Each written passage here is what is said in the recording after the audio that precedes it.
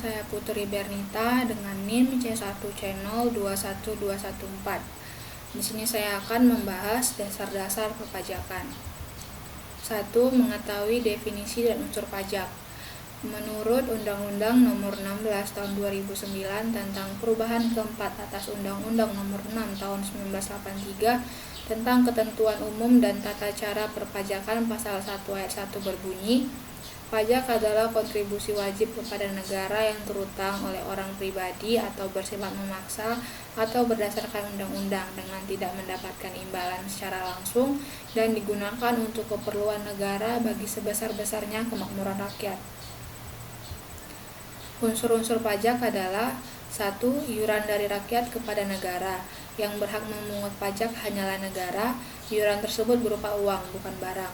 2. Berdasarkan undang-undang, pajak dipungut berdasarkan atau dengan kekuatan undang-undang serta aturan pelaksanaannya. 3. Tanpa jasa timbal atau kontraprestasi dari negara yang secara langsung dapat ditunjuk. 4. Digunakan untuk membiayai rumah tangga. 2. Fungsi pajak dan syarat pemungutannya. Ada fungsi anggaran, berfungsi sebagai salah satu sumber dana bagi pemerintah untuk membiayai pengeluaran-pengeluarannya. 2. Fungsi mengatur, berfungsi sebagai alat mengatur atau melaksanakan kebijaksanaan pemerintah dalam bidang sosial dan ekonomi.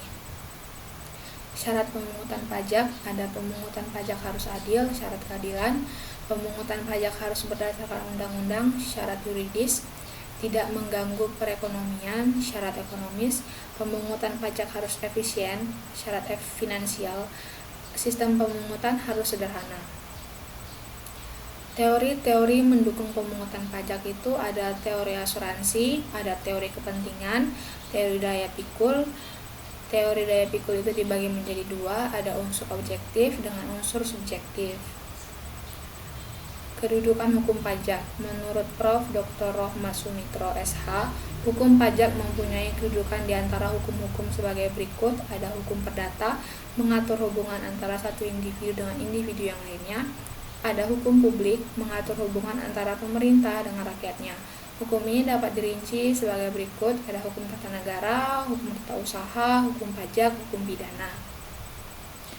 Hukum pajak material dan hukum pajak formil. Hukum pajak mengatur hubungan antar pemerintah selaku pemungut pajak dengan rakyat sebagai pajak dengan rakyat sebagai wajib pajak. Ada dua macam pajak, yaitu hukum pajak material dan hukum pajak formil. Asas pemungutan pajak itu ada 3. Yang pertama asas domisili, asas sumber, sama asas kebangsaan. Pengelompokan pajak, menurut golongannya ada pajak langsung, pajak tidak langsung. Menurut sifatnya, pajak subjektif, pajak objektif. Menurut lembaga pemungutannya ada pajak pusat dan pajak daerah. Bagaimana tata cara pemungutan pajak? Itu ada stel-sel pajak, stel-sel nyata, stel-sel anggapan, stel-sel campuran. Sistem pemungutan pajak itu ada official assessment system, ada self-assessment system, dan withholding system. Mengapa ada timbul dan hapusnya pemungutan pajak itu? Karena ada ajaran formil dan ajaran material. Apa saja hambatan pemungutan pajak? Itu ada perlawanan pasif dan perlawanan aktif. Tarif pajak, tarif sebanding atau proporsional, tarif tetap, tarif progresif, dan tarif degresif. Sekian presentasi saya, mohon maaf jika ada salah kata dan sebagainya. Saya akhiri, terima kasih.